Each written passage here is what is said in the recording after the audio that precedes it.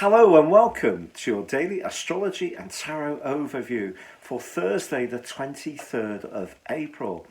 Elisa's going to start today with the tarot deck. Yes, I'm going to shuffle our tarot deck and see what comes out for us today. So we might... Okay. Right, that is really interesting card. We have the Seven of Swords. Two came out, actually. What was the other one then? The Seven of Swords and the Nine of Wands. Right. Okay. This is interesting stuff. The Seven of Swords is often about people taking things from us. It can be about theft in some way, not to scare anybody, but that's... Or taking credit for something that... Or taking credit for something that they haven't done, or that you haven't done. So it can be just being a little bit watchful. The Nine of Wands is very much about defending something that we've created. So this kind of could point towards someone stealing an idea of some kind, or again, like we said, taking credit. So it's important for us to just try and not blow up like Mount Vesuvius if this does happen. Right.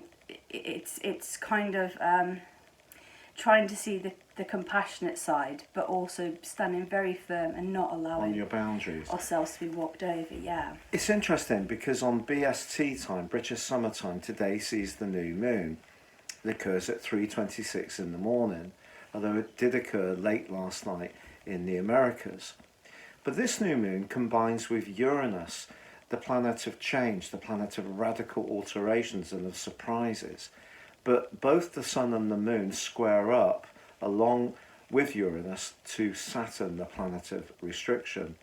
I think generally we're all setting our intent around adjusting to the COVID-19 fallout. And in some ways that may mean that we do have to either get by on less or perhaps even spend less because our priorities have changed. So how do you feel that the card, the Seven of Swords and the new moon in Taurus fit together? Mm-hmm.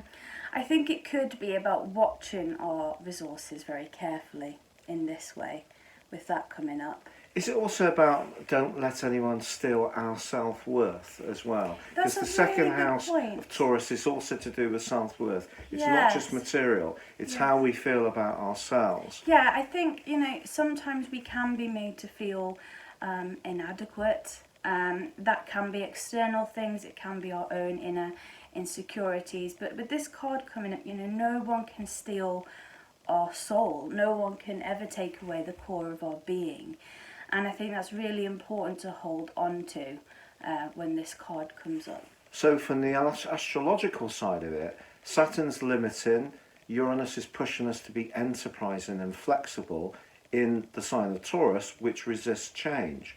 So this is not the best of times to dig our heels in, it's the best of times to go with the flow a bit, to flex, but try to look at our outlook and our values in a new way. So that's how we join that together. It's been lovely being with you, and so I will leave you to sign off today, Mrs. Arundell. Thank you very much, Mr. Arundell. If you would like to check out your free 3-card tarot reading, you can do that in the description box down beneath this video. We'll take you directly to our site where you can try that absolutely free. It delves into your past, present, future situations. Yeah, it's really great. And if you want to read your daily horoscope for each of the 12 signs, that's beneath this video.